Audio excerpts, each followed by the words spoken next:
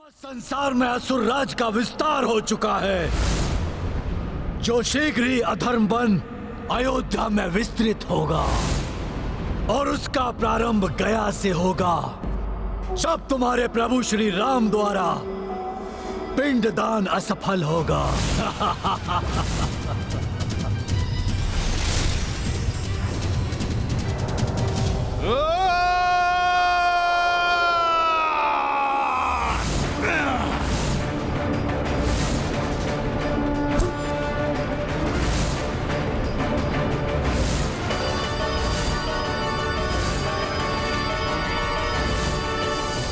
रावण वध के साथ जिस अधर्म का नाश प्रभु श्री राम ने किया है, वो पुनः जागृत नहीं हो सकता।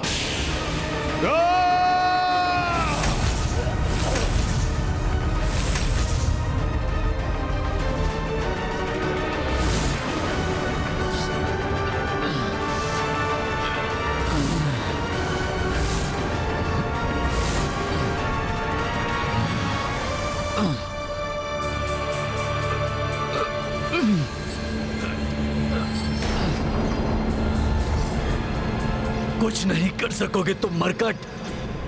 तुम दोनों ने शक्ति से, छल से दशानन रावण का तो वध कर दिया, किंतु मुझे नहीं मिटा सकोगे, क्योंकि मैं तब तक जीवित रहूंगा जब तक लोगों की सोच में महत्वाकांक्षा, काम, ईर्ष्या जीवित रहेंगे।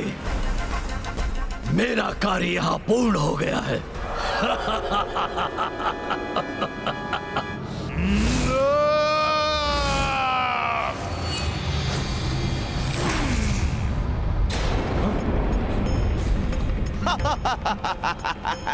कुछ नहीं कर सकोगे तुम हनुमान, कुछ नहीं मिटा पाओगे मुझे।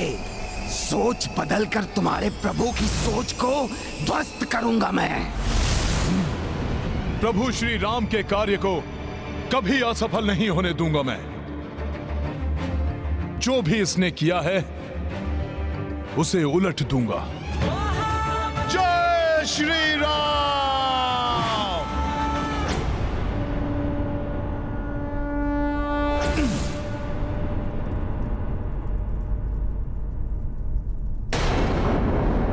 सब कुछ मेरे और इनके समक्ष हुआ है, फिर पुजारी जी, उनके शिष्य और स्वयं गौ माता इस सत्य को क्यों स्वीकार नहीं कर रहे हैं कि हमारे पूर्वजों ने स्वयं अपने हाथों से पिंडदान स्वीकार किया है।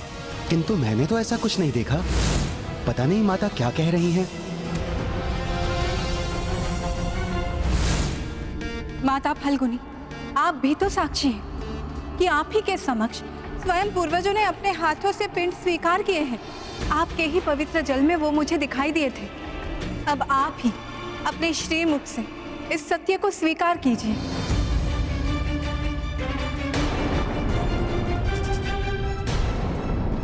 यदि मैंने सत्य कह दिया तो पिंडदान की विधि यही समाप्त हो जाएगी और प्रभु श्री राम यहाँ से प्रस्थान कर देंगे। नहीं देवी, आपको भ्रम हुआ है। मैंने तो ऐसा कुछ नहीं देखा। कोई नहीं रोक सकता मुझे, क्योंकि मैंने अपना कार्य अपने जन्म से प्रारंभ कर दिया है। दुश्मन रहे मरकट, सोच बदलता हूं मैं सबकी।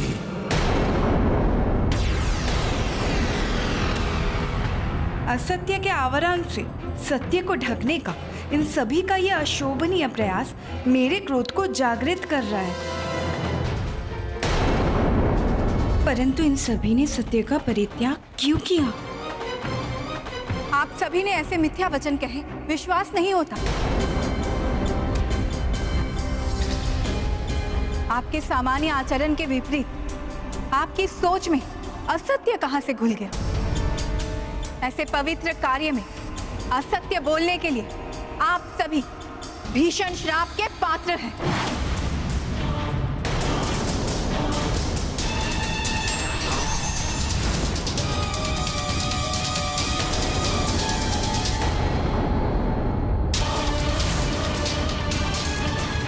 माता, आप सर्वथा उचित कह रही हैं, परंतु आपने ही अभी कहा असत्य और मिथ्या इन सब के आचरण में नहीं था।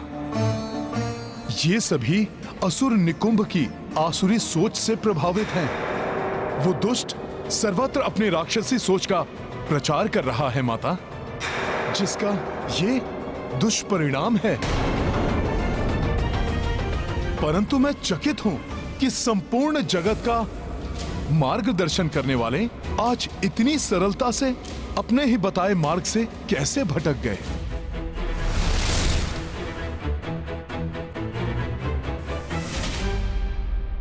ये क्या अनर्थ कर दिया मैंने? गौ माता, धर्म की प्रतीक हैं आप। आप सदैव परोपकार करती हैं। अपने दूध से सबका पालन पोषण करती हैं आप। माता, आपने कैसे किसी और की निकृष्ट सोच को ग्रहण कर लिया?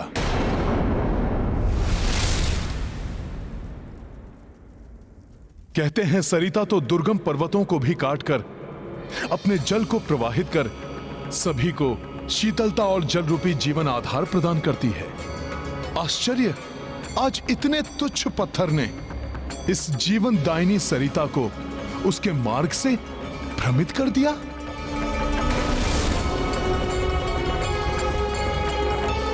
माता, मन की तन की स्वच्छता की प्रतीक हैं आप। अपने प्रभाव से औरों के मन को पवित्र करती हैं। फिर आपने अपने हृदय में अशुद्धि को कैसे प्रवेश करने दिया?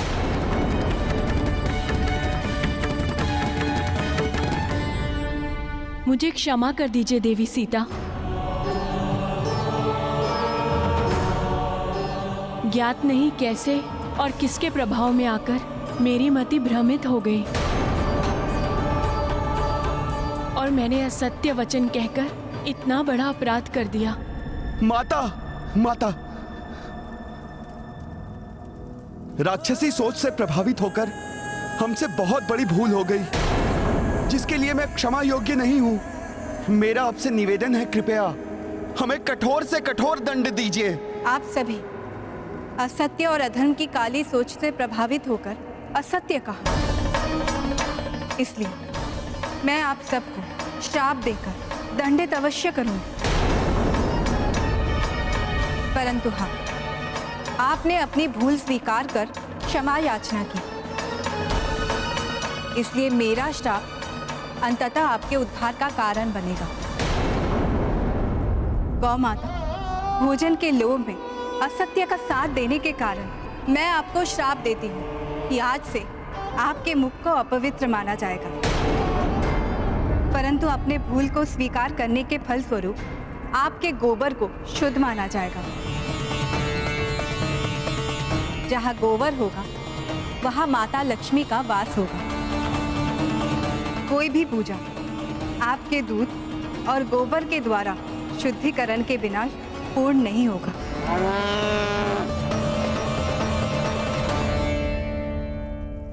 दान के लालच में आपने असत्य कहा, इसलिए मैं आपको श्रापित करती हूँ कि आज से आपका जीवन दान पर ही आधारित होगा।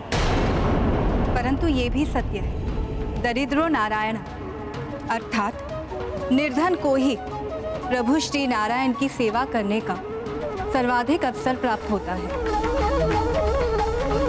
जिसके फलस्वरूप उन्हें ही नारायण मिलते हैं।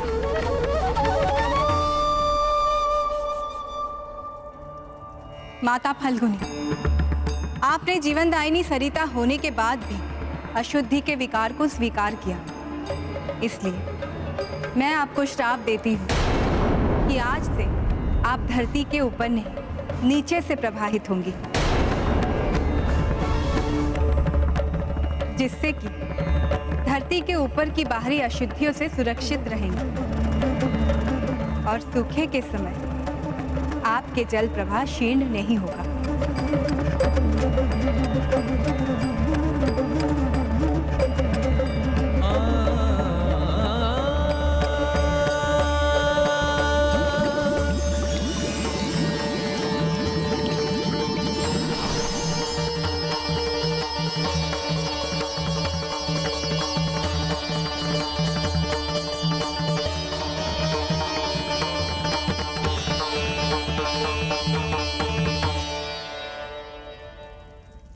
ये प्रकरण सर्वकाल के लिए एक उदाहरण के रूप में स्थापित रहेगा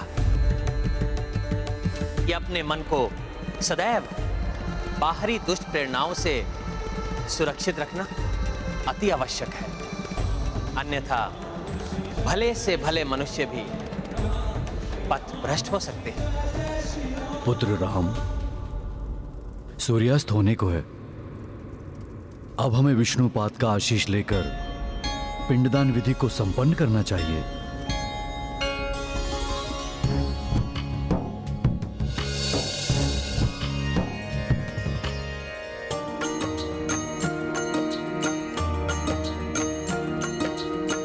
श्री हरि चरण की पूजा लाए, राम सिया मंदिर मह आए। महिमामयी विष्णु पद चीन्हा, दर्शन अर्चन सबहु कीन्हा। राम सिया राम जय हनुमान।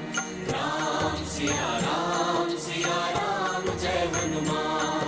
ये गाथा महाबली हनुमत की, रुचिकर लीला राम भगत की। जय जय जय रघुनंदन राम, जय जय जय महाबली हनुमान। जय जय जय रघुनंदन राम, जय जय जय महाबली हनुमान।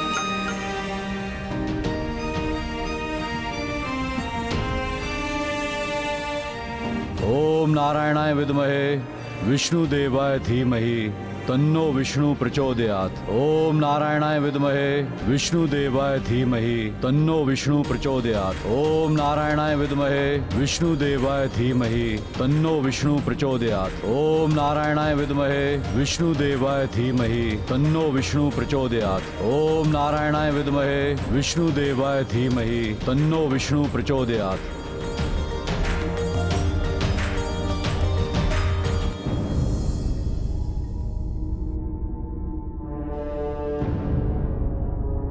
क्या बात है हनुमान, इतने विचलित क्यों?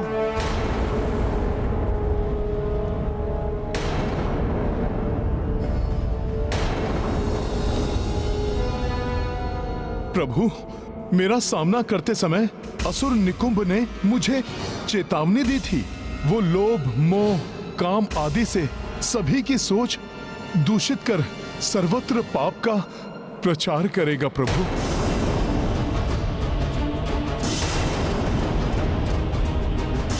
गया की इस पावन भूमि पर गौ माता और फल्गुनी माता जैसी सदा आत्माओं को अपनी सोच के दुष्प्रभाव से ग्रसित करने वाला, कहीं राम राज्य स्थापित होने के पूर्व ही अपनी कुटिल सोच से, अपनी कुत्सित सोच से इस संसार में मेघनाथ और रावण जैसे दुष्टों को पुनः उत्पन्न कर दे।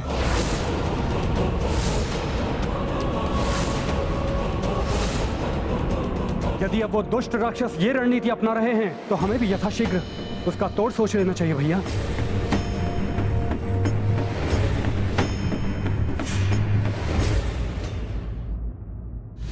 अयोध्या लौटने पर सर्वप्रथम संसार के कोने कोने से महाज्ञानी, महातपस्वी, महाऋषियों को आमंत्रित कर अयोध्या की राजसभा में इस विषय पर विचार होगा।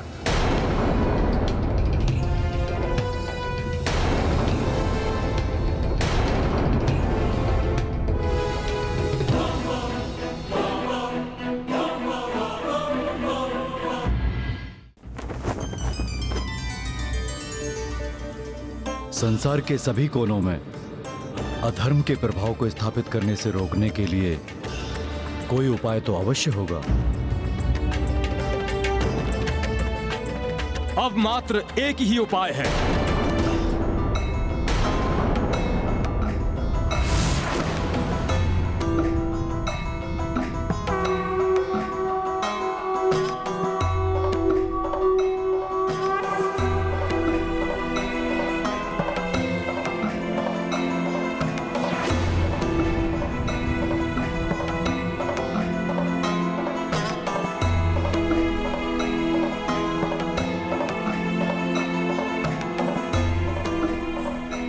प्रणाम महर्षि अगस्त्य। कल्याण हो। संसार को पाप मुक्त करने का और अधर्म के विस्तार को रोकने का एक ही उपाय है। आप अश्वमेध यज्ञ कर संपूर्ण संसार में राम राज्य स्थापित करें, ताकि कोने कोने में धर्म का राज्य हो और अधर्म को अपना फन उठाने का स्थान ही ना मिले।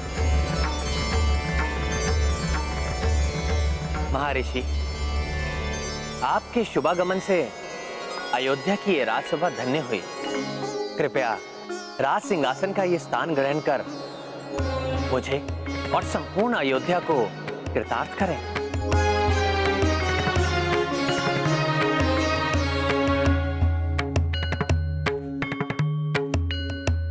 महर्षि, यदि आपके अनुसार अश्वमेध यज्ञ से ही अधर्म के विस्तार को रोका जा सकता है, तो मैं दशरथ पुत्र अयोध्या सेवक राम ये घोषणा करता हूं कि मैं एक नहीं कई अश्वमेध यज्ञ करूंगा।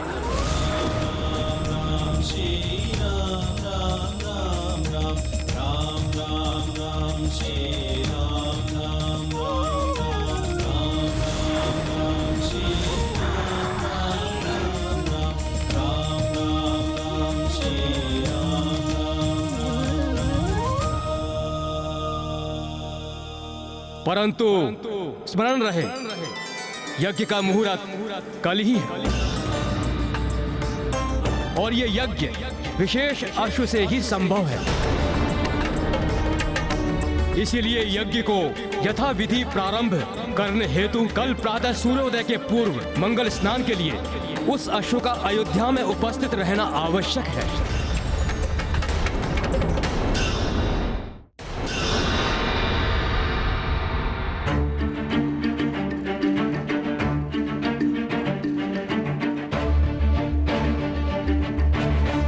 हे महर्षि, मुझे बताने की कृपा करें कि यह विशेष अश्व कहां मिलेगा।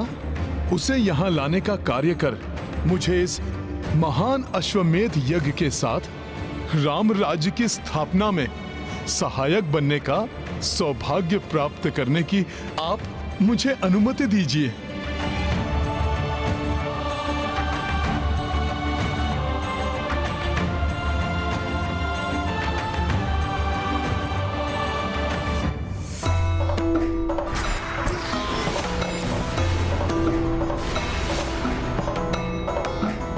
ऐसा अश्व पूर्वोत्तर के नारायणपुर नामक राज्य में राजा कुशल और उनके भ्राता राजा मंगल के संरक्षण में है। दोनों ही भ्राता बड़े धार्मिक प्रवृत्ति के हैं और दोनों ही महान प्रभु भक्त हैं। और हनुमान, तुम्हारे प्रति उनके मन में अपार श्रद्धा है।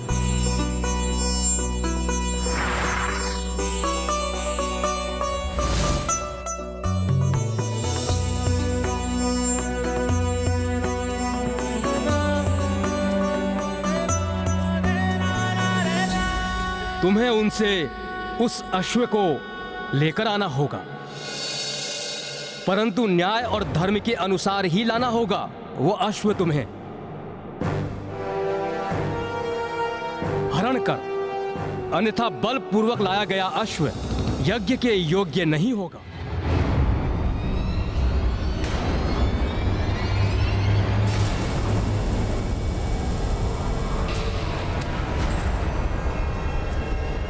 हो रहा है न जाने ये कैसा आभास। आ रहा हो कोई जैसे, ऐसा है मुझे विश्वास।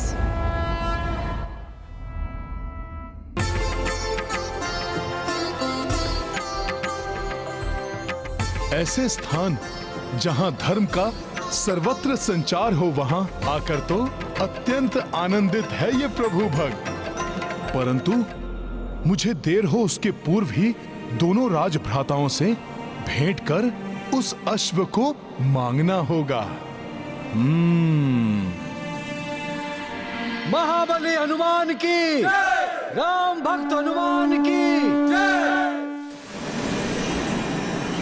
हमारे राज्य में आपका स्वागत है, हे पवन सुत हनुमान। हे अंजनेय हनुमान, हे केसरी नंदन हनुमान, हे परम भक्त हनुमान, आपने स्वयं यहाँ पधार कर किया है हमारा उद्धार। अब हम करेंगे आपकी सेवा अपरंपार। जो देख रहे हो मरकट, वो सब कुछ परिवर्तित होने वाला है। जो तुम्हारे आने पर इतने प्रसन्न हो रहे हैं, उनकी सोच को प्रभावित कर तुम्हारे विरुद्ध खड़े कर देंगे हम। धर्म की स्थापना में सहयोग करना प्रत्येक व्यक्ति का कर्तव्य है और सबको इसका पालन भी करना चाहिए।